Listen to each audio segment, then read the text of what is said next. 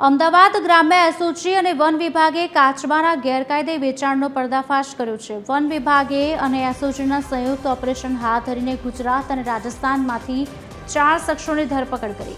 Indian star કાચબાનું આરોપીઓ આંતરરાજ્ય વેચાણ કરતા ઝડપાયા। આરોપી ઇન્સ્ટાગ્રામ પર કાચબાના વેચાણની જાહેરાત મૂકી। ફોરેસ્ટની ટીમ અને ગ્રામ્ય એસઓજી ગ્રાહક બનીને આરોપીને ઝડપી પાડ્યા। ઝડપાયેલા આરોપીમાં જયપુરનો આરોપી મુકેશ સોની ઇન્સ્ટાગ્રામ પર જાહેરાત મૂકતો હતો। આરોપી શુભમ નોતવાણી મુકેશ પાસે આવતા ઓર્ડર આગળ પહોંચાડતો અને આરોપી યશવંત ચૌહાણ શુભમ પાસે મળેલા ઓર્ડર અમદાવાદ સુધી પહોંચાડતો। અમદાવાદ પહોંચેલા કાચબાને આરોપી સંકેત સોનવણે પોર્ટર મારફતે ડિલિવરી કરતો હતો। આરોપીઓ અત્યાર સુધીમાં 50 થી 60 કાચબા વેચ્યા હતા, જેમાં એક કાચબાને 50,000 થી 1 લાખથી વધુમાં વેચાણ કરવામાં આવતું।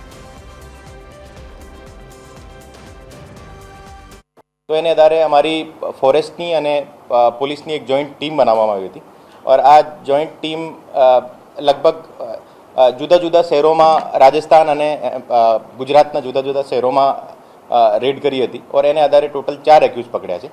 એ ચારો એક્યુઝ જે છે એ ઓનલાઈન ઇન્સ્ટાગ્રામ મારફતે એડવર્ટાઇઝ કરતા હતા કે કોઈને સ્ટાર્ટઅપ જો જોતા હોય તો અમે એને સપ્લાય કરીએ।